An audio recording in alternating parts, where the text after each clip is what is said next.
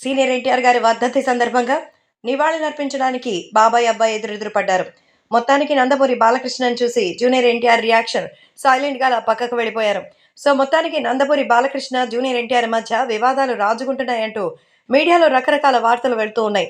అయితే జూనియర్ ఎన్టీఆర్ తన అన్న కళ్యాణ్ రామ్‌తో తెల్లవారుజామునే వచ్చి మొదట నివాళులర్పించారు.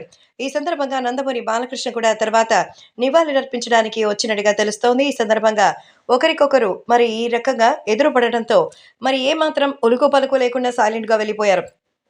అయితే సీనియర్ ఎన్టీఆర్ గారు విశ్వవిఖ్యాత నటన సార్వభౌమగా ఎంతో పేరు తెచ్చుకుని రాష్ట్రానికి 2 పర్యాయాలు సీఎంగా ఉంటూ ఏకఛత్రాధిపత్యం వహించారు.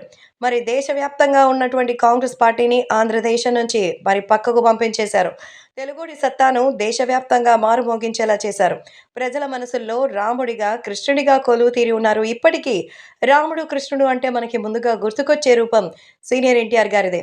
ఆయన వారసులుగా ఇండస్ట్రీలోకి వచ్చిన బాలకృష్ణ సక్సెస్‌ఫుల్‌గా సాగుతూ ఉండగా, ఎన్టీఆర్ తాత పేరుకి తగ్గట్టుగా నిలబడ్డారు. అంతేకాకుండా తాత పేరుకి మరింత వన్నె తీసుకొచ్చారు. మరి అలాంటిది బాలకృష్ణ, అలాగే ఎన్టీఆర్ మధ్య సఖ్యత లేకపోవడం బాధాకరం. ఈరోజు ఎన్టీఆర్ వర్ధంతి సందర్భంగా ఇద్దరు ఎన్టీఆర్ ఘాట్ వద్ద నివాళులర్పించి ఒకరినొకరు ఈ విధంగా కనీసం పలకరించుకోకుండా వెళ్లడం చాలా బాధాకరమని అభిమానులు అంటున్నారు.